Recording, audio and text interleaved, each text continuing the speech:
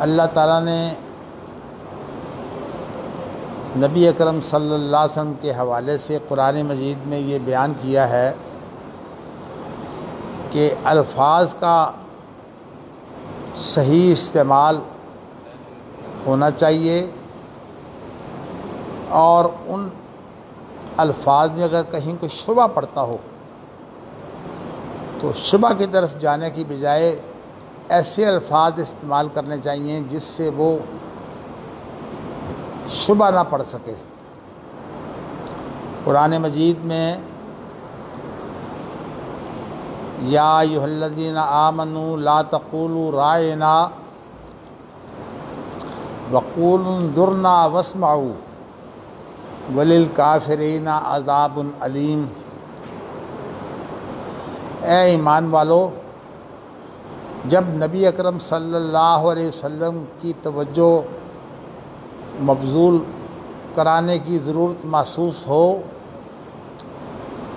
تو ان کے لیے لفظ رائنا استعمال نہ کیا کرو۔ رائنا کا ترجمہ یہ ہے کہ ہماری رعایت کیجئے، ہمارا خیال رکھیے، لیکن جو ایسے لوگ تھے جو منافق تھے وہ نبی اکرم صلی اللہ علیہ وسلم کی مجلسوں میں آتے تو آپ کے لیے اس لفظ کو استعمال کرتے ہوئے ایسے مفاہیم دیتے جس میں آپ کی کوئی نہ کوئی کمی بیان کی جا سکے۔ قرآن مجید کے اندر جب الفاظ کا استعمال ہوتا ہے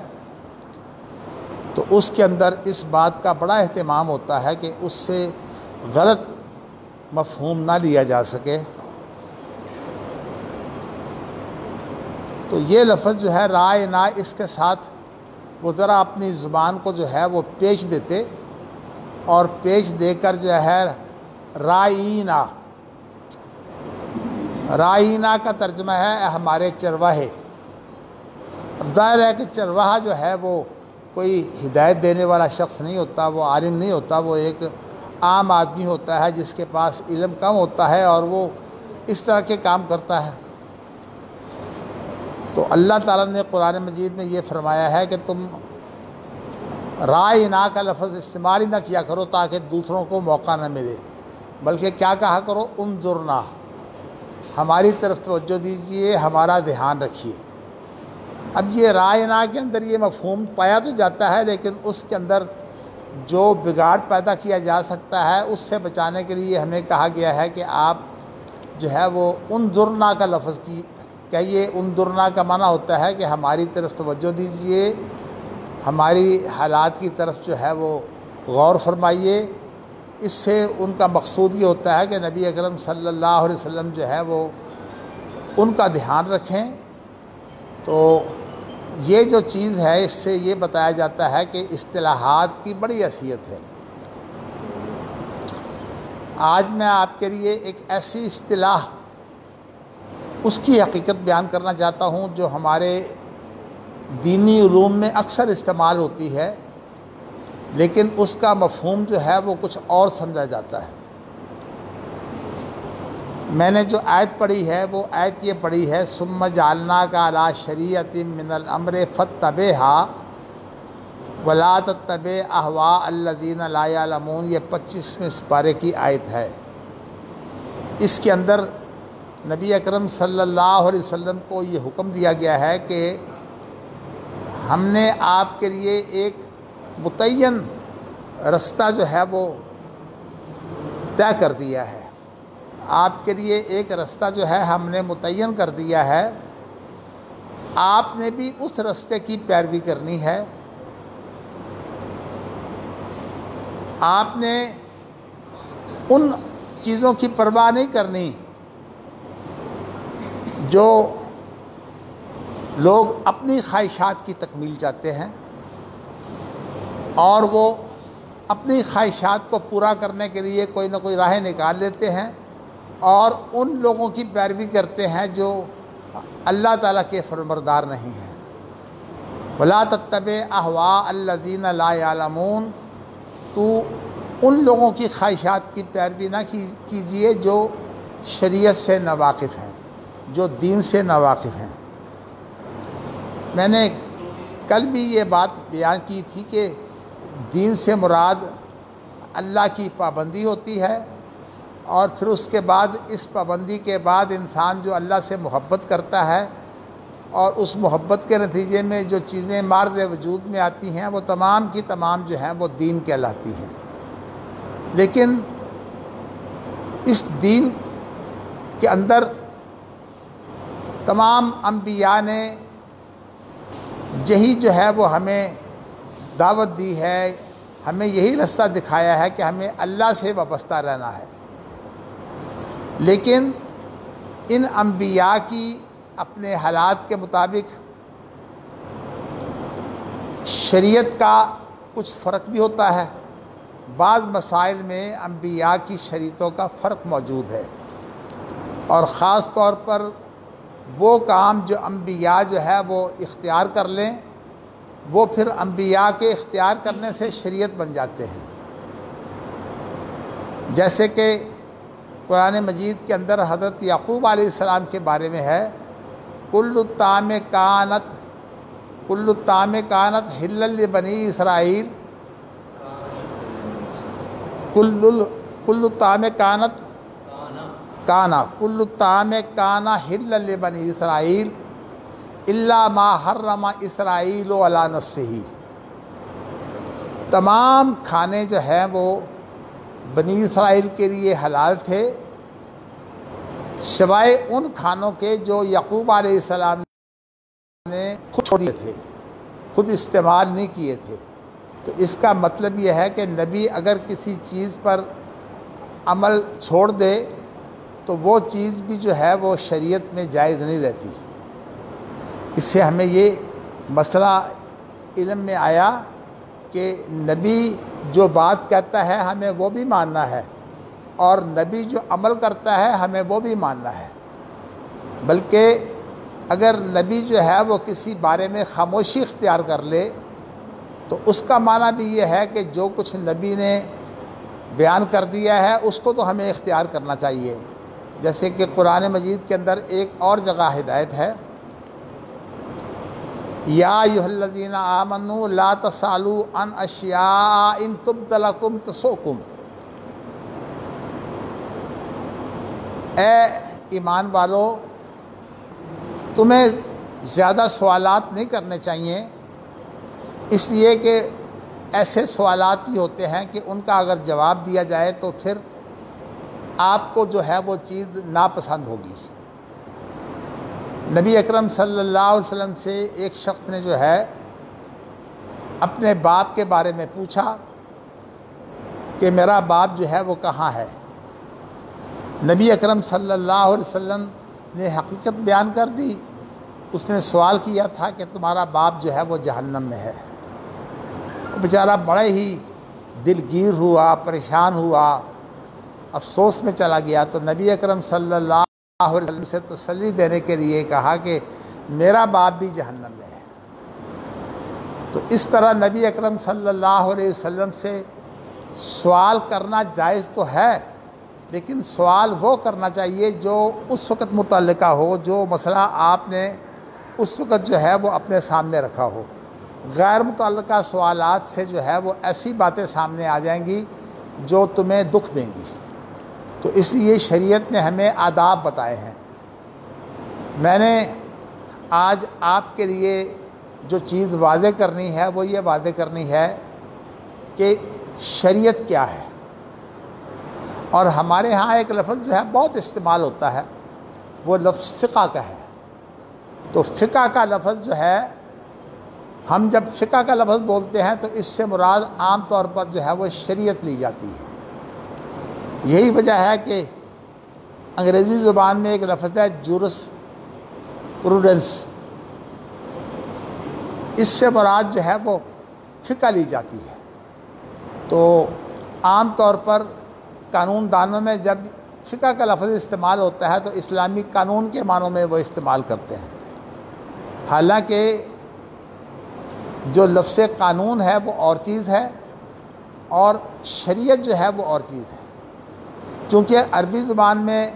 قانون سازی کے لیے لفظ تشریع استعمال کیا گیا ہے۔ تشریع یعنی عین، آخر میں عین ہے، تشریعن، اس لیے پھر آہستہ آہستہ شریعت کا استعمال جو ہے وہ قانون کے معنوں میں ہونے لگا۔ تو آج التشریع الاسلامی کا مفہوم یہ لیا جاتا ہے کہ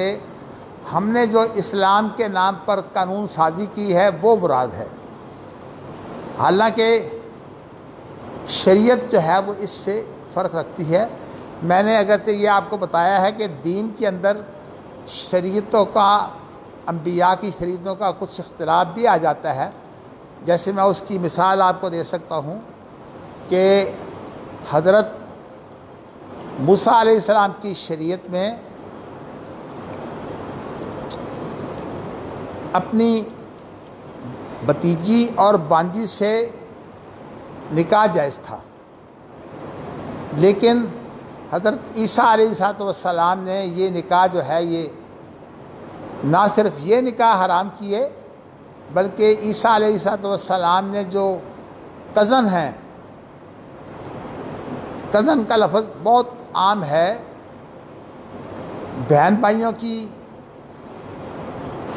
وہ قسم جن کے ماں باپ الگ ہوں، چچا کی اولاد، خالہ کی اولاد، ماموں کی اولاد، پھپھی کی اولاد، یہ سب کزن کہلاتے ہیں۔ تو کزن سے جو ہے وہ عیسیٰ علیہ السلام نے نکاح جو ہے وہ حرام کر دیا۔ تو اس لیے میں یہ بتانا چاہتا ہوں کہ انبیاء کی شریعتوں کا فرق تھا، لیکن دین سے مراد اللہ سے وابستگی ہوتی ہے، اس لیے انبیاء جو ہے وہ شریعت سے اس حد تک جو ہے وہ وابستہ رہتے کہ جو کچھ اللہ نے بیان کیا ہے وہ اس کے مطابق عمل کرتے تھے۔ اس لیے انبیاء سے جو ہے وہ مطالبہ کیا گیا کہ وہ انبیاء جو ہیں وہ ایسا کام کریں جو ان کی شریعت میں نہیں ہے، جیسے کہ حضرت یحییٰ علیہ السلام سے یہ مطالبہ کیا گیا کہ وہ اب جو ہے وہ بانجی کا نکاح جو ہے وہ ماموں کے ساتھ اس کو جو ہے وہ جائز کر دیں۔ تو عیسیٰ علیہ السلام چونکہ چند دن پہلے پیدا ہوئے ہیں، اس لیے انہوں نے اپنی شریعت وہاں جاری کی ہے، اور یحییٰ علیہ السلام بھی اسی شریعت کے تابع تھے، اس لیے یحییٰ علیہ السلام نے بھانجی سے نکاح جائز نہیں کیا، اور اسی بنا پر اس بھانجی کے ساتھ جو ہے وہ جو شخص نکاح کرنا چاہتا تھا اس نے پھر حکم دیا کہ یحییٰ علیہ السلام کا سر جو ہے وہ کاٹ کر ان کے سامنے رکھا جائے، خاص طور پر اس خاتون کے سامنے جس سے وہ شادی کرنا چاہتا تھا۔ تو یحییٰ علیہ السلام کو اسی لیے جو ہے وہ قتل کیا گیا۔ تو میں نے آپ کو یہ بتایا ہے کہ شریعتوں میں کوئی تھوڑا سا فرق ہوتا ہے، اور خاص طور پر اس کے اندر یہ مسئلہ جو ہے یہ بڑی اہمیت رکھتا ہے کہ ہماری شریعت میں جو کسی کا احترام کرتے ہوئے جو سجدہ کیا جاتا ہے یہ حرام ہے، لیکن عیسیٰ علیہ السلام کی شریعت میں اور اس سے پہلی شریعتوں میں جو ہے وہ سجدہ تعظیمی جو ہے وہ حرام نہیں تھا۔ اور آپ کو علم ہے کہ حضرت یوسف علیہ السلام کو ان کے ماں باپ نے اور ان کے بھائیوں نے سجدہ کیا تھا، وہ سجدہ تعظیمی تھا۔ اسی طرح جو شیطان کو حکم دیا گیا کہ وہ آدم کو سجدہ کرے، تو شیطان نے بھی اللہ کے حکم کی تعمیل کرنی تھی، اور اس نے کہا کہ میں ان سے بہتر ہوں، اس نے یہ بہتر اور غیر بہتر کی جو بات ہے وہ شروع کر دی، اس طرح سے وہ اللہ کا نافرمان ہو گیا، اور اس کے بعد پھر وہ نافرمانی پر اکڑ گیا۔ جبکہ آدم علیہ السلام نے اگر کوئی غلطی ہوئی، جیسے کہ انہوں نے جنت کے اندر وہ پھل کھا لیا تھا جس سے منع کیے گئے تھے، تو انہوں نے پھر اللہ سے برابر معافی مانگی، اور ایک عرصہ جو ہے ربنا ظلمنا انفسنا وَإِن لَّمْ تَغْفِرْ لَنَا وَتَرْحَمْنَا لَنَكُونَنَّ مِنَ الْخَاسِرِينَ جو ہے یہ دعائیں کرتے رہے، اللہ سے معافی مانگتے رہے، اور یہ دعا جو ہے یہ بڑی اہم ہے۔ آج بھی اپنے گناہوں کی معافی کے لیے جو ہے وہ اس سے بہتر کوئی دعا نہیں ہے۔ ربنا ظلمنا انفسنا وَإِن لَّمْ تَغْفِرْ لَنَا وَتَرْحَمْنَا لَنَكُونَنَّ مِنَ الْخَاسِرِينَ۔ اور اس دعا کے قریب قریب جو دعا ہے وہ ہے لا الہ الا انت سبحانک انی کنت من الظالمین۔ یہ حضرت یونس بن متیٰ کی دعا ہے۔ حضرت یونس بن متیٰ جو ہے وہ کسی معاملے میں ذہنی الجھاؤ کی وجہ سے اللہ کی اجازت کے بغیر جو ہے وہ اس علاقے سے نکل گئے تھے جہاں عذاب آنے والا تھا، تو اللہ تعالیٰ نے ان کی پکڑ کر لی اور انہیں مچھلی کے پیٹ میں قید کر دیا گیا تھا۔ اس واقعہ کو آپ جانتے ہیں، اس لیے میں اس کی تفصیل میں نہیں جاتا، لیکن جو دعا انہوں نے کی تھی وہ یہ تھی لا الہ الا انت سبحانک انی کنت من الظالمین۔ تو اللہ تعالیٰ نے اس دعا کی وجہ سے پھر ان کے لیے جو فیصلہ تھا اپنا وہ بدل دیا۔ پہلے یہ فیصلہ تھا کہ یونس علیہ السلام جو ہے وہ قیامت تک مچھلی کے پیٹ میں رہیں گے، تو اللہ نے فیصلہ بدل دیا۔ اس مچھلی نے جو ہے وہ یونس علیہ السلام کو باہر آ کر اگل دیا، اور پھر اس کے بعد یوسف علیہ السلام کے پاس جو ہے وہ ایک بیل ایسی اگا دی جس کے ساتھ جو ہے وہ انہوں نے اپنا علاج کیا۔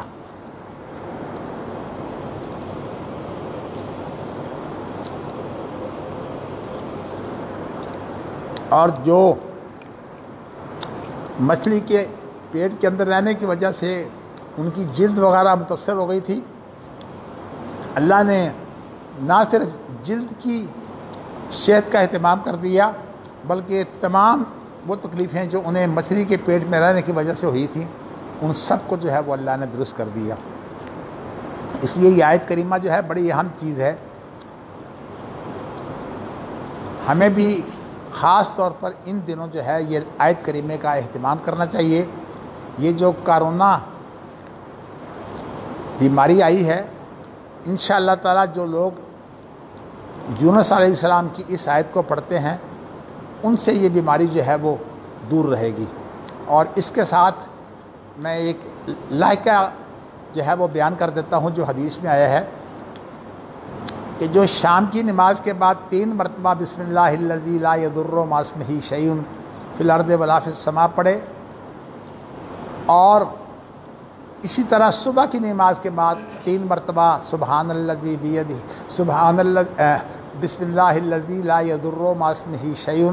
فی الارض ولا فی السماء وهو السمیع پڑھے، اس کو جو ہے وہ ساری رات یہ آفت نہیں پہنچ سکتی۔ اور اسی طرح جو ہے جو صبح کی نماز کے بعد پڑھے مغرب تک اس کو جو ہے کوئی آفت نہیں پہنچ سکتی۔ ہاں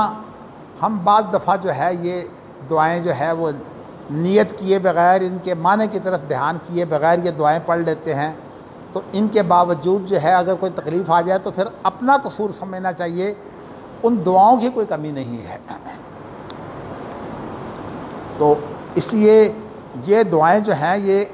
خشوع اور خضوع کے ساتھ جو ہیں وہ ہم اگر مانگیں تو پھر انشاءاللہ تعالیٰ دعا رد نہیں جائے گی۔ اور جس طرح نماز جو ہے وہ خشوع اور خضوع کے بغیر پڑھی جائے تو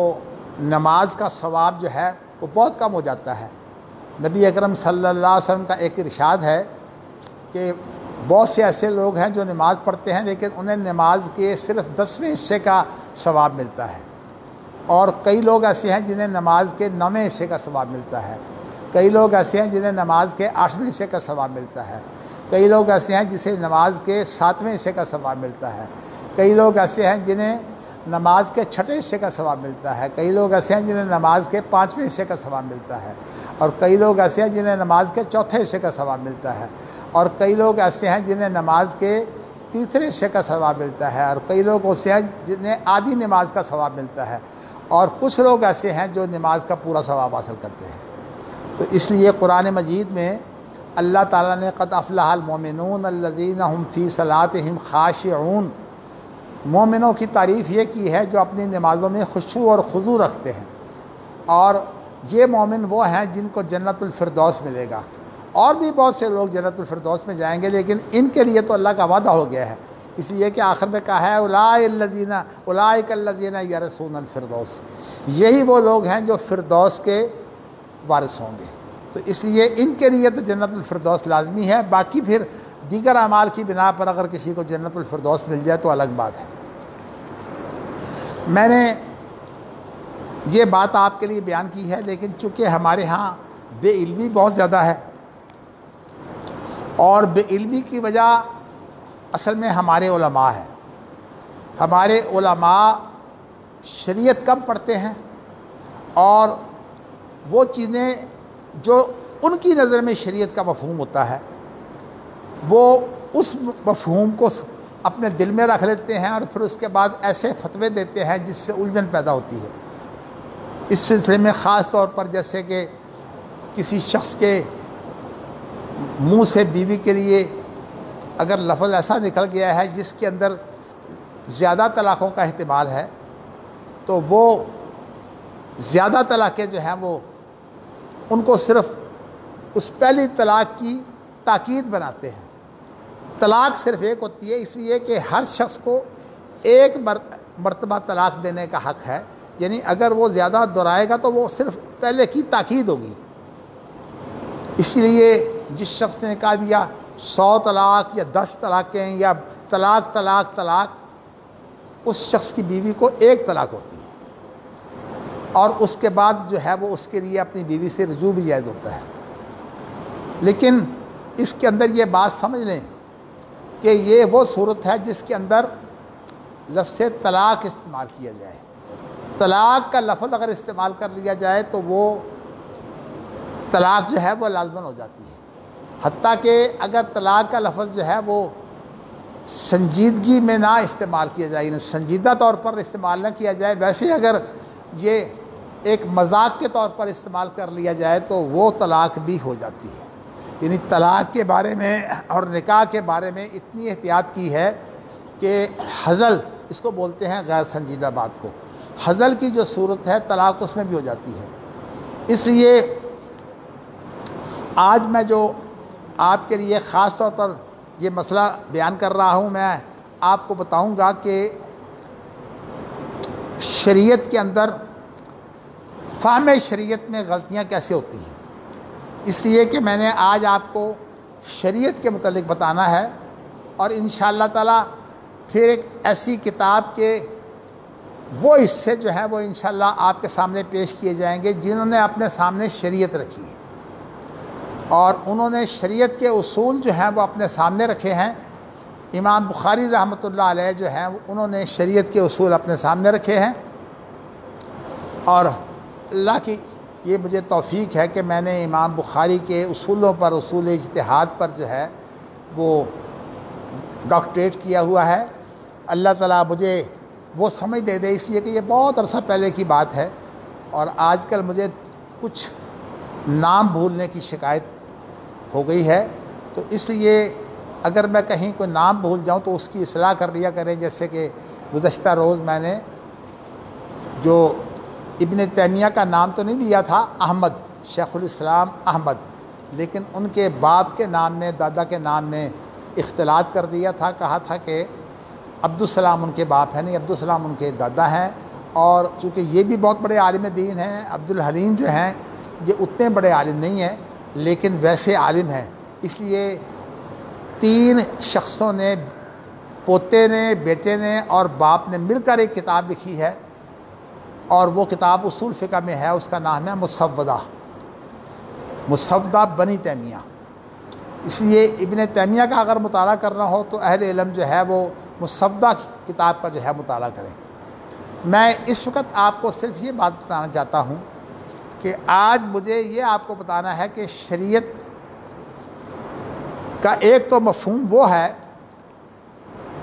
جو ہم الفاظ سے سمجھتے ہیں، اس کے اندر تو صرف اتنی ضرورت ہے کہ ہم عربی زبان سے واقف ہوں اور قرآن کے اسلوب سے واقف ہوں۔ جب قرآن کے اسلوب سے ہم واقف ہوں گے تو ہمیں ان معنوں کا پوری طرح ادراک ہو جائے گا، لیکن جو لوگ عربی زبان سے ناواقف ہیں وہ اگر اس کا مفہوم جو ہے وہ اپنے پاس سے ایسا بیان کرنے لگیں جس کے اندر ان کی عقل جو ہے وہ معیار حق ہو، تو وہ مفہوم قرآن مجید کا قطعاً مفہوم نہیں ہوتا، بلکہ اس سے گناہ ہوتا ہے۔ اس لیے قرآن مجید کے بارے میں جو ہے وہ کوئی بات ایسی نہیں کہی جا سکتی جو خود اللہ نے اس کا مفہوم بتایا ہے اس کے مخالف ہو۔ لیکن میں ساتھ ہی آپ کو یہ بتانا چاہتا ہوں کہ قرآن مجید کا جو مفہوم ہے، یہ مفہوم کیا ہو سکتا ہے، اس کو بتانے کے لیے اللہ تعالیٰ نے اپنے انبیاء کو بھیجا ہے۔ اگرچہ ان دنوں لوگ اسلام کے لیے یہ چاہتے تھے کہ قرآن مجید کو جو ہے وہ خود اترتا دیکھیں،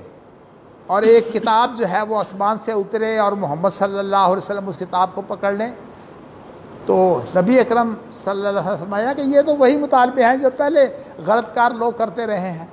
تو اللہ تعالیٰ جس انداز سے چاہتے ہیں اس انداز سے اپنی ہدایت بھیجتے ہیں۔ اگر ایسی کتاب جو ہے اللہ اتار دیتے تم اس کتاب کو ہی غائب کر دیتے، تو یہ کام جو ہے کتاب ہی غائب ہو جاتی۔ اس لیے اللہ تعالیٰ نے قرآن مجید کو اتارا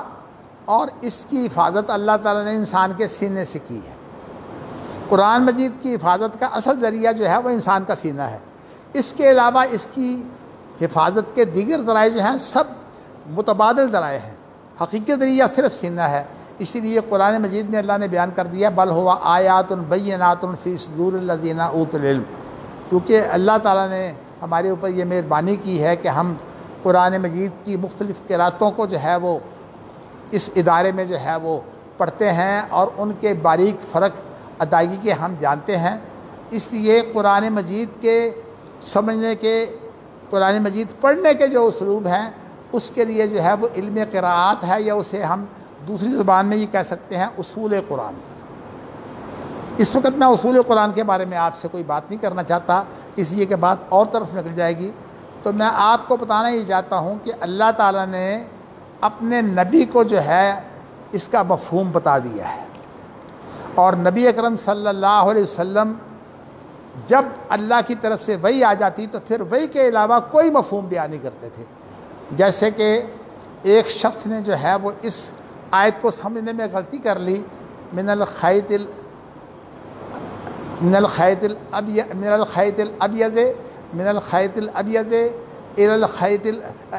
الخیط الاسود الى الخیط الابیض من الفجر، ایسے ہی ہے جی قرآن مجید میں، حتیٰ یتبین لکم الخیط الاسود من الخیط خیط الابیض من الاسود۔ جی چلو جی، یہ جو ہے وہ آیت ہے۔ تو ایک صحابی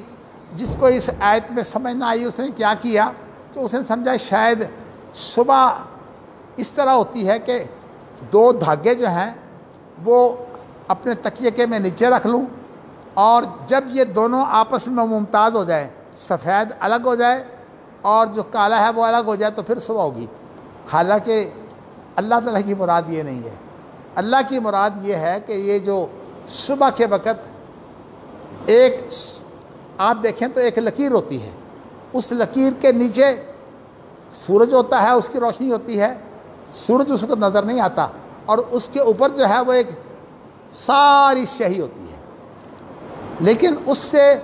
20 منٹ سے لے کر آدھا گھنٹہ پہلے ایک اور سفیدی نظر آتی ہے، اور وہ اس طرح جیسے کہ بھیڑیا یا کتا اپنی دم اٹھا لیتے ہیں نا، تو اس طرح جو ہے وہ سفیدی جو ہے وہ بھیڑیے کی دم کی طرح اٹھی ہوتی ہے، اور وہ جو ہے وہ صبح کاذب ہوتی ہے، جھوٹی صبح ہے، وہ حقیقی صبح نہیں ہے۔ اسی لیے نبی اکرم صلی اللہ علیہ وسلم نے فرمایا کہ وہ صبح جو ہے اس میں تم کھاتے پیتے رہو یہاں تک کہ حتیٰ یتبین لکم الخیط الابیض من الخیط الاسود من الفجر، کہ فجر کا جو ہے وہ دھاگا سفید اور سیاہ الگ ہو جائیں۔ وہ ہوتا اصل میں کیا ہے کہ اوپر سیاہی ہوتی ہے اور نیچے سفیدی ہوتی ہے، جب وہ دونوں ملتی ہیں تو وہ دھاگا جو ہے وہ ایک لکیر کی شکل اختیار کر لیتا ہے۔ تو میں نے آپ کو یہ بتانا ہے کہ قرآن مجید کا مفہوم وہ ہے جو نبی اکرم صلی اللہ علیہ وسلم سمجھتے ہیں۔ اب ذرا بات میں اس لیے آپ کے سامنے واضح کرنا چاہتا ہوں کہ ایک اور اصطلاح ہے جو اگرچہ ضمناً ہے لیکن آپ کے سامنے ہونی چاہیے۔ ایک ہمارے ہاں لفظ استعمال ہوتا ہے سنت کا، اور ایک ہمارے ہاں لفظ استعمال ہوتا ہے حدیث کا۔ عام لوگ جو ہیں وہ سنت اور حدیث میں فرق نہیں سمجھ سکتے۔ سنت سے مراد نبی اکرم صلی اللہ علیہ وسلم کا اپنا قول، اپنا فعل، حتیٰ کہ آپ کی خاموشی اور آپ کی جو ہے وہ چیزیں جو نبی اکرم صلی اللہ علیہ وسلم نے جو ہے وہ ان کو برقرار رکھا ہے۔ سنت سے مراد یہ ہوتا ہے۔ حدیث میں وہ تمام چیزیں جو ہیں وہ روایت کر دی جاتی ہیں جن کے اندر نبی اکرم صلی اللہ علیہ وسلم کا قول موجود ہو یا فعل موجود ہو یا آپ کی خاموشی موجود ہو۔ جس میں آپ کی خاموشی ہو، امام بخاری نے ایک باب باندھا ہے کہ نبی اکرم صلی اللہ علیہ وسلم کی خاموشی تو حجت ہے اور آپ کے علاوہ کسی کی خاموشی حجت نہیں ہے۔ تو اس لیے انہوں نے یہ بنیاد رکھ دی ہے کہ نبی اکرم صلی اللہ علیہ وسلم کی جو خاموشی ہے اسے ہم تقریری حدیث کے طور پر مانتے ہیں۔ لیکن امام بخاری کے نزدیک جو ہے وہ حدیث اگر کسی صحابی کا قول ہو یا کسی تابعی کا قول ہو تو وہ خاموشی صحابی کی اور تابعی کی جو ہے وہ حجت نہیں ہوتی۔ اس لیے قرآن مجید کا مفہوم جو ہے وہ صرف نبی اکرم صلی اللہ علیہ وسلم کو علم ہوتا ہے، اور اس کے بعد وہ باتیں جو اس دور کی جو عربی زبان تھی، جو مسلمان بھی بولتے تھے اور اس دور کے جو وہاں کافر تھے قریش وغیرہ وہ بھی بولتے تھے، تو اس دور کی جو زبان تھی وہ تمام صحابہ سمجھتے تھے۔ لیکن بعض چیزیں ایسی تھیں جو زبان سے متعلق نہیں ہوتی، بلکہ گہرائی میں اتر کر یہ دیکھا جاتا ہے کہ ان سے کیا کیا جو ہے وہ باریک باتیں جو ہیں وہ حاصل ہوتی ہیں۔ تو جب کسی چیز کا مشاہدہ کرتے ہوئے، مشاہدہ کہتے ہیں یہ حواس خمسہ جو ہوتے ہیں، حواس خمسہ کے ذریعہ سے جو چیز جان لی جائے اس کو مشاہدہ کہتے ہیں، اور جو چیز حواس خمسہ سے نہ جانی جائے بلکہ غور و فکر کر کے معلوم کی جائے اس کو بولتے ہیں فقہ۔ اسی لیے امام راغب نے اپنی جو قرآن مجید پر مفردات لغت ہے اس کے اندر لکھا ہے کہ فقہ جو ہے مشاہدہ کے نتیجے میں جو گہرائی میں جا کر ہمیں معنی حاصل ہوتا ہے، یعنی مشاہدہ سے وہ غیبی معنی ہوتا ہے۔ غیبی سے مراد یہ ہے کہ وہ ہمارے سامنے نہیں ہوتا، تو وہ معنی اگر مراد دیا جائے گا تو اس سے مراد فقہ ہوگی۔ اب آپ نے قرآن مجید میں دیکھا ہے کہیں اللہ تعالیٰ جو ہے وہ لفظ حدیث استعمال کرتے ہیں اور کہیں جو ہے وہ اللہ تعالیٰ لفظ فقہ استعمال کرتے ہیں۔ تو لفظ فقہ وہاں استعمال ہوگا جہاں جو ہے وہ ایسا مفہوم ہو جو فوراً سمجھ نہ آئے۔ قرآن مجید میں ہے کہ جب ذوالقرنین نے جو ہے وہ دورہ کیا مشرق اور مغرب کا تو وہ ایسی قوم پر آیا لا یکادون یفقہون حدیثا، جو کوئی بات سمجھنے کے قابل نہیں تھی۔ کیا مطلب تھا کہ وہ زبان نہیں جانتے تھے، تو اس لیے وہاں لفظ فقہ استعمال ہوا ہے۔ جب کہ گہرائی میں جا کر اس کا مفہوم پیش کیا جائے گا تو مراد اس سے فقہ ہوگی، اور جہاں کہیں اللہ تعالیٰ کی کوئی لفظی بات ہوگی اس کو قرآن مجید نے جگہ جگہ جو ہے وہ حدیث کہا ہے۔ یہ سنت جو میں نے آپ کے سامنے تعریف کی ہے، اس سنت کو جب صحابی اللہ کے رسول سے بطور خبر بیان کرتا ہے، یعنی اللہ کے رسول کو صحابہ تو دیکھتے ہیں، انہوں نے آپ سے جو خبریں بیان کی ہیں حتیٰ کہ وہ چیزیں جو آپ کے زمانہ میں تھیں ظاہری طور پر وہ آپ کے سامنے نہیں ہوئیں۔ نبی اکرم صلی اللہ علیہ وسلم کا چونکہ یہ فریضہ ہے کہ اپنے زمانہ میں جو چیز ان کے سامنے ہو وہ اس کے بارے میں جو ہے وہ اگر غلط ہو تو اس کی تصحیح کر دیں۔ اس لیے حدیث کی ایک قسم وہ ہے جو آپ کے زمانہ میں کام ہوتا تھا لیکن بظاہر آپ کے سامنے نہیں ہوا، اگرچہ ایسے کام جو ہیں وہ آپ جانتے تھے جو عام لوگ نہیں جانتے۔ جیسے نبی اکرم صلی اللہ علیہ وسلم جب رکوع کرتے تو اپنے رکوع کی حالت میں نبی اکرم صلی اللہ علیہ وسلم کو جو پیچھے مقتدی ہوتے تھے ان میں سے جو غلط حرکت کر رہا ہوتا نبی اکرم صلی اللہ علیہ وسلم کو اس کا علم ہو جاتا۔ تو اس لیے نبی اکرم صلی اللہ علیہ وسلم کے بارے میں آتا ہے کہ وہ اپنے آگے سے بھی جانتے ہیں اور جو پیچھے ہو رہا ہے وہ بھی جانتے ہیں۔ تو اس کا معنی یہ ہے کہ نبی اکرم صلی اللہ علیہ وسلم تو رکوع کرتے ہوئے پیچھے بھی جو غلطی کر رہا ہے اس لیے کہ آپ کی ذمہ داری ہے کہ آپ اس کی تصحیح کریں، اس لیے نبی اکرم صلی اللہ علیہ وسلم اس کو بتا دیتے تھے کہ تیری یہ غلطی ہے۔ تو آپ کا جو ہے وہ پیچھے دیکھنا جو ہے اور بعض لوگوں نے کہا ہے کہ آپ کے پیچھے مور نبوت تھی، اس کی آنکھیں تھیں۔ میں ان چیزوں میں نہیں جاتا جو حدیث میں بیان نہیں ہوئی، میں صرف آپ کے سامنے اتنا بیان کرتا ہوں کہ یہ بات صحیح احادیث سے ثابت ہے اور بخاری کی حدیثیں ہے کہ نبی اکرم صلی اللہ علیہ وسلم اپنے سامنے سے بھی دیکھتے تھے اور اپنے پیچھے بھی دیکھتے تھے۔ تو یہ ہے نبی اکرم صلی اللہ علیہ وسلم کا اپنا خاصہ۔ صحابہ جو ہے وہ عام انسانوں کی طرح تھے، وہ جو بات صحابہ کی زبان میں ہوتی اس کو تو صحابہ سمجھ لیتے، لیکن وہ بات جو صحابہ کی زبان میں نہ ہوتی یا جیسے اس کے اندر ایسے مغالطے ہوتے جیسے رائنا انظرنا کی میں نے مثال دی ہے، تو وہ چیزیں جو ہیں وہ صحابہ کی اصلاح کر دی جاتی۔ لیکن ایسی بات جو صحابہ غور و فکر کر کے جو ہے نا معلوم کرتے تھے، ویسی بات جو ہے وہ نبی اکرم صلی اللہ علیہ وسلم کی نہیں ہوتی۔ یعنی وہ خبر جو ہے وہ اس کو یہ کہنا کہ یہ نبی اکرم صلی اللہ علیہ وسلم سے خبر ہے، یہ بات غلط ہے۔ انہیں جو ہے وہ حدیث کے ماہرین جو ہیں وہ اللہ کے رسول کی خبر نہیں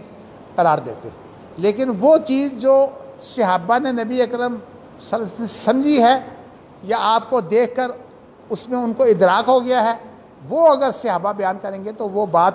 اصل صحابہ کی نہیں ہوتی، بلکہ وہ نبی اکرم صلی اللہ علیہ وسلم کی بات ہوتی ہے۔ اس کے الفاظ نبی اکرم صلی اللہ علیہ وسلم کے ہوتے ہیں، یہ ضروری نہیں کہ وہ الفاظ اللہ کے ہوں، لیکن ویسے جو خبر ہوتی ہے وہ اللہ سے ہوتی ہے۔ اسی لیے نبی اکرم صلی اللہ علیہ وسلم نے ہمیشہ جس چیز کو معیار قرار دیا ہے وہ وہی کو معیار قرار دیا ہے، اور ایسی خبر جو صحابہ دیں اور صحابہ نے وہ نبی اکرم صلی اللہ علیہ وسلم سے اس خبر کو صحیح نہ سمجھا ہو تو وہ بات جو ہے وہ ہمارے لیے حجت نہیں ہے۔ اس لیے کہ ہمارے لیے حجت جو ہے وہ صرف شریعت ہے، نبی اکرم صلی اللہ علیہ وسلم کے لیے حجت بھی صرف شریعت تھی،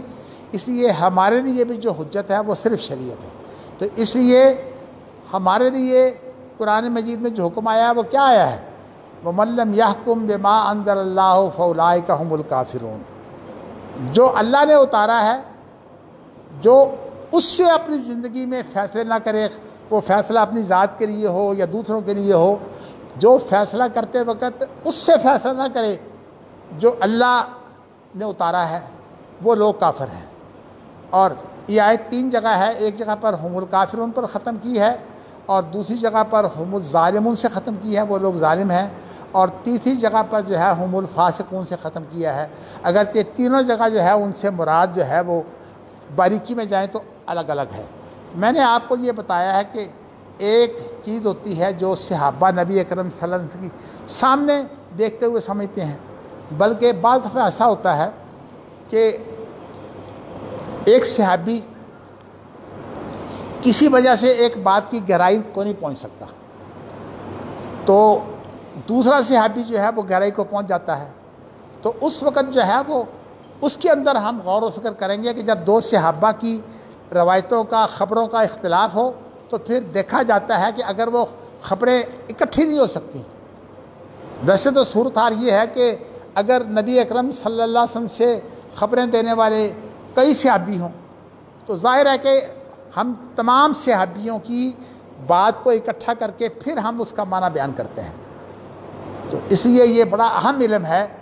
حدیثوں کو اکٹھا کر کے ان کا مفہوم بیان۔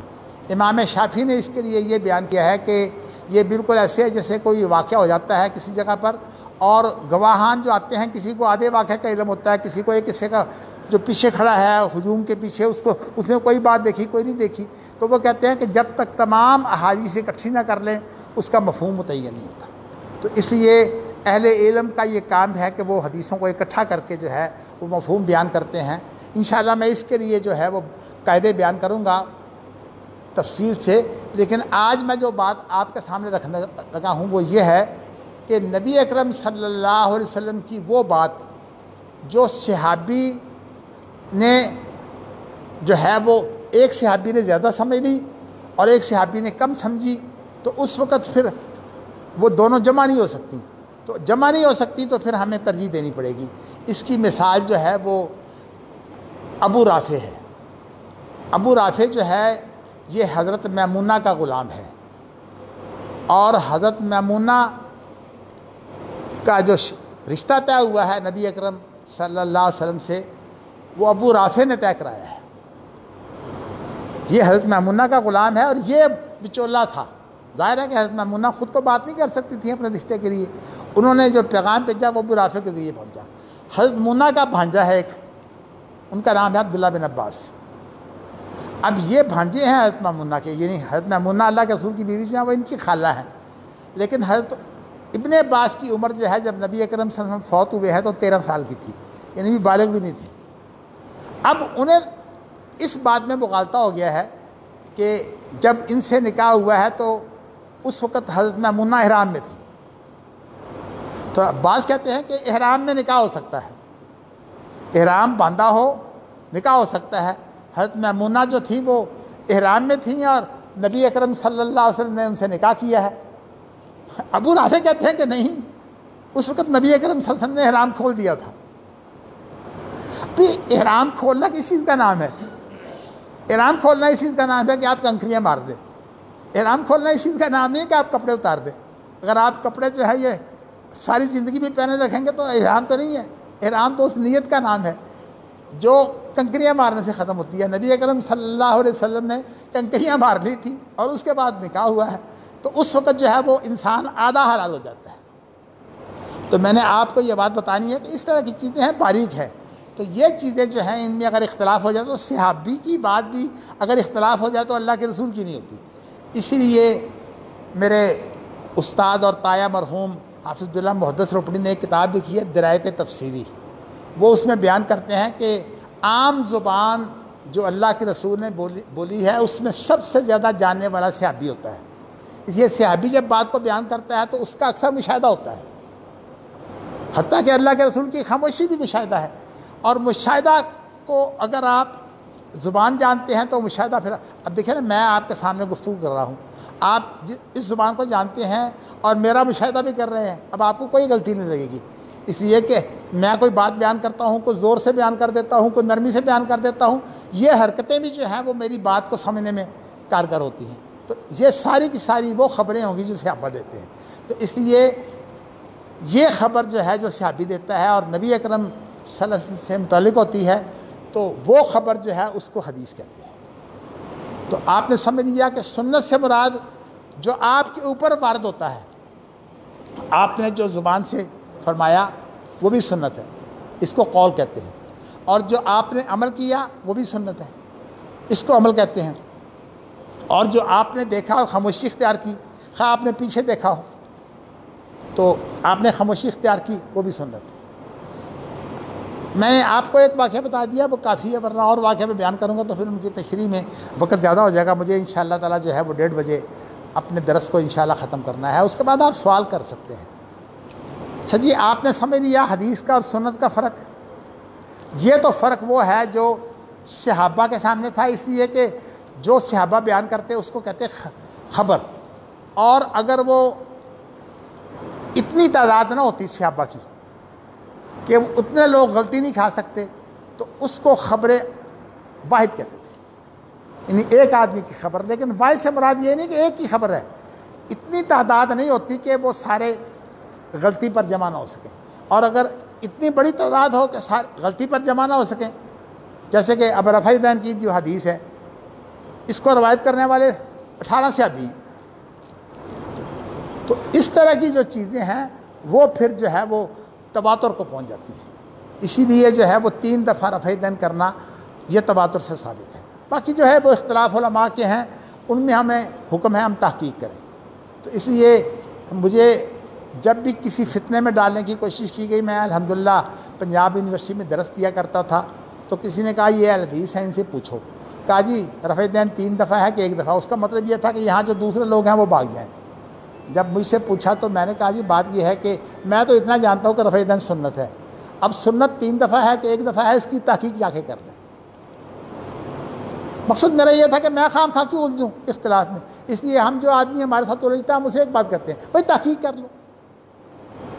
لیکن میں آپ کو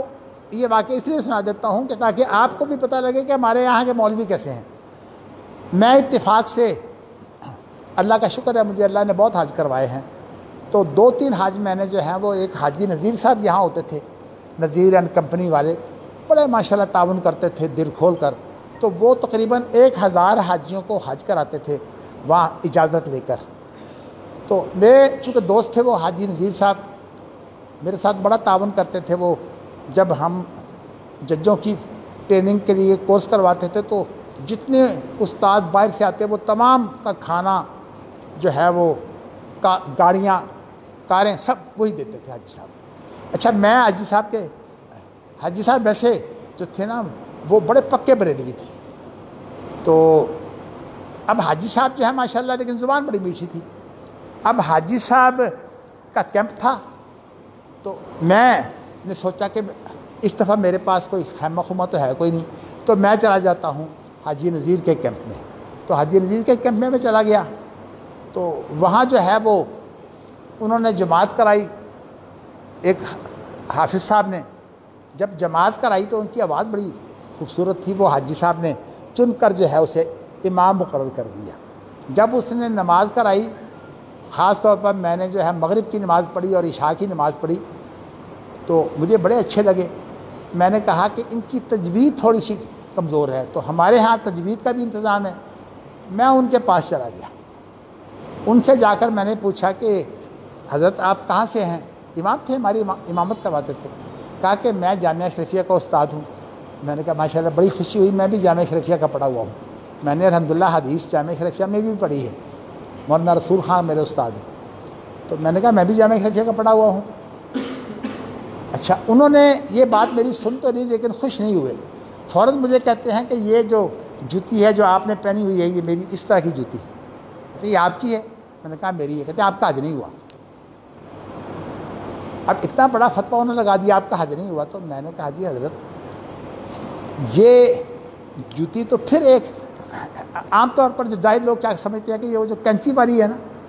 وہ پہنو، حالانکہ نبی اکرم صلی اللہ علیہ وسلم کے پاس جو ہے وہ صحابی آیا ہے اور اس نے کہا اللہ کے رسول میرے پاس جوتی ہے ہی نہیں۔ آپ نے کہا کہ آپ کے پاس وہ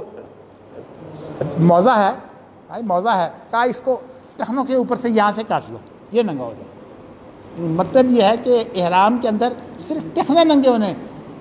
کافی ہے، تو یہ جو ہے کہ یہاں پٹی آ جائے یہ تو کوئی احرام کے منافی نہیں ہے۔ اچھا میں نے انہیں یہ حدیث سنا دی۔ اب چونکہ وہ استاد تھے جامعہ اشرفیہ میں، مجھے کہا یہ حدیث پیش کر رہے ہیں آپ مجتہد ہیں؟ میں تھا گھبرا گیا کہ یہ اب مجھے، میں نے کہا میں مجتہد تو نہیں ہوں لیکن میں نے اللہ کے رسول کا ارشاد پیش کیا ہے، آپ کا کام نہیں ہے، کہ مجتہدین کا کام ہے حدیث پڑھنا۔ اب بات ہی ختم ہو گئی۔ میں نے بتایا کہ اس طرح کے مولوی نے اب فتوے چھپائے ہوئے ہیں۔ مصیبت یہ بنتی ہے کہ جب یہ جاتے ہیں 3 طلاقوں والا جب ان کے پاس جاتا ہے تو فتویٰ چھپا ہوا انہیں دے دیتے ہیں، وہ پھر جامعہ اشرفیہ کا فتویٰ لے آتا ہے۔ لیکن جامعہ اشرفیہ والے بھی بڑے سمجھدار ہیں، ہوشیار ہیں۔ میں ذرا نرم ہوں ان مسائل میں، تو اس کو اگر ہمدردی ہو نا کوئی بڑا آدمی ہو تو اسے کہہ دیتے ہیں کہ مدنی صاحب جواز کا فتویٰ دیتے ہیں، 3 طلاقوں کو 1 بناتے ہیں، ان کے پاس چلے جاؤ۔ تو وہ بھی میرے پاس بھیج دیتے ہیں، اور یہ جو ان کا ہے بریلویوں کا جامعہ نعیمیہ وہ بھی میرے پاس بھیج دیتے تھے خاص لوگوں کو۔ اور ڈاکٹر اسرار تو بھیجتے میرے پاس، وہ کہتے میں مفتی ہوئی نہیں، سارے فتوے ڈاکٹر اسرار میرے پاس بھیجتے تھے، تو مشکل سے مشکل فتویٰ بھی آتا۔ کل ایک صاحب آ گئے، بہت الجھا ہوا مسئلہ تھا، تو اللہ کا شکر ہے اللہ تعالیٰ نے مجھے سمجھ دی ہوئی ہے، میں مطالعہ کر کے جو ہے وہ مطالعہ کر کے بھی بعض باتیں بتانی ہوتی ہیں۔ تو میں آپ کو بتانا ہی چاہتا ہوں کہ ان مولویوں نے دین کو تباہ کر دیا ہے، جو حدیث پڑھتے نہیں ہیں، اور جو علماء کے فتوے ہیں ان پر ہیں، حالانکہ وہ علماء کے فتوے جو ہیں ثابت نہیں ہیں، حدیث تو سند سے ثابت ہے۔ یعنی حدیثیں آپ جتنی بھی دیکھیں گے ان کے اندر ایک حدیث 20 حدیثیں ضعیف ہوں گی، ایک حدیث صحیح ہوگی، تو آپ نے صرف صحیح پر عمل کرنا ہے۔ اور فقہ میں جو ہے کوئی بات غلط ہوتی ہی نہیں، اس لیے کہ وہ فقہ کی بات جب نقل ہوئی ہے تو پتہ نہیں صحیح نقل ہوئی ہے کہ نہیں۔ آپ کو یہ بتاؤں کہ فقہ جب تیار ہوئی ہے سب سے پہلے تو وہ 4 صدی ہجری میں تیار ہوئی ہے فقہ، اور سب سے پہلے جو فقہ کی کتاب ہے، بلکہ فقہ کی نہیں، ان اصولوں کی جو فقہ کو قرآن حدیث سے ثابت کرتے ہیں، وہ جساس کی کتاب ہے، الفصول فی الاصول۔ اور جساس کی وفات ہوئی ہے 370 میں، اور اس لیے 370 میں تو جو تھی وہ فقہ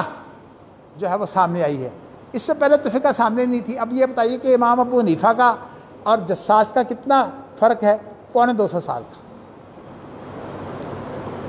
تو اس لیے ایک مسئلہ تو یہ ہے،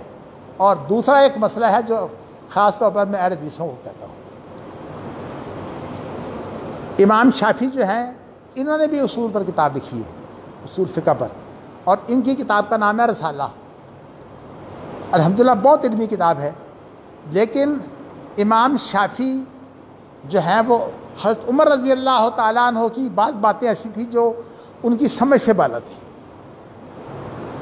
تو وہ ایسی جو باتیں سمجھ سے بالا ہوتی وہ ان کو مان لیتے۔ بات ہوئی کہ حضرت عمر رضی اللہ تعالیٰ عنہ کو پتہ لگا کہ ایک لونڈی جو ہے وہ بیچی جا رہی ہے اور جو ہے وہ چیخیں مار رہی ہے، تو حضرت عمر رضی اللہ تعالیٰ عنہ نے کہا، اپنے آدمی کو بھیجا کہ ان دونوں کو میرے پاس لے آؤ۔ دونوں کو جب ان کے پاس لے گئے تو بیٹی تم کیوں رو رہی ہو؟ کہا میری ماں بک رہی ہے،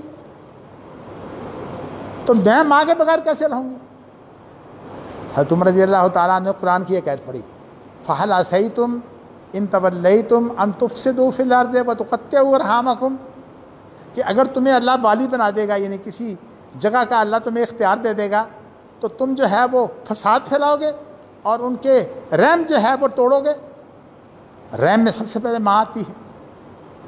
تو اس نے کہا کہ تم ماں کو اور بیٹی کو جدا کرو گے؟ انہوں نے کہا جس عورت کے بچہ پیدا ہو جائے اس کا نکاح حرام ہے۔ اچھا، اب نبی اکرم صلی اللہ علیہ وسلم کا فتویٰ اور ہے، وہ کہتے ہیں کہ بیچی جا سکتی ہے۔ ابو بکر صدیق کے زمانہ میں بھی یہی بات تھی،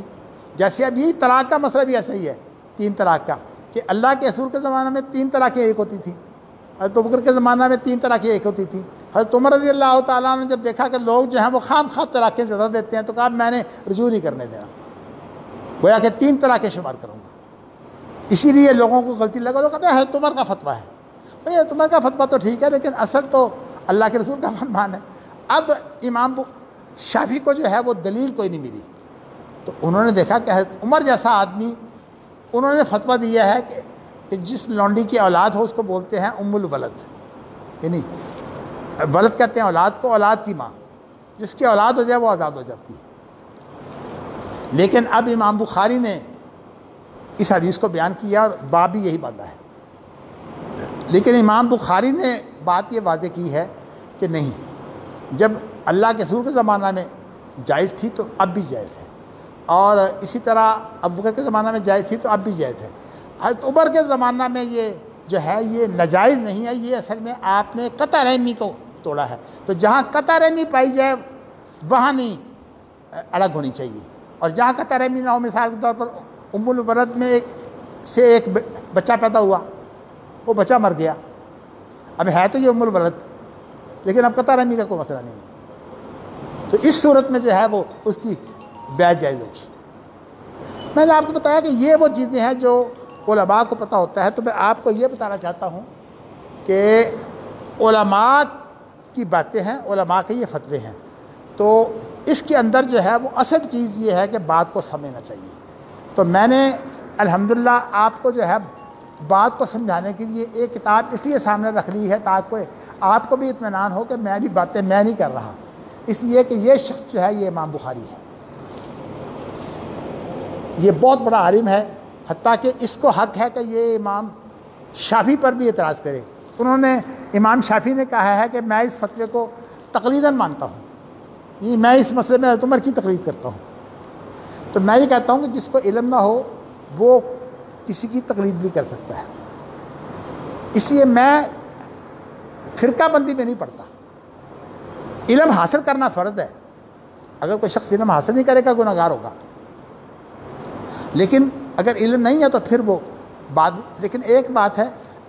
امام ابو حنیفہ کی تقلید کرے گا تو سند کوئی نہیں ہے، وہ اپنے علماء سے جا کے پوچھے گا جس کی سند ہے. اس لیے کہ امام ابو حنیفہ سے تو سند کوئی نہیں ہے. امام محمد کی وہ کتابیں جو لکھی گئی ہیں ان میں جو چیز نہیں موجود وہ بغیر سند کے ہے. تو میں نے آپ کو یہ مسئلے بتائے ہیں. چلیے جی، وآخر دعوانا ان الحمد للہ رب العالمین.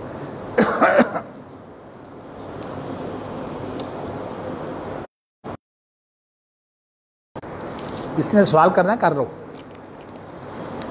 جو سوال بیٹھا ہوں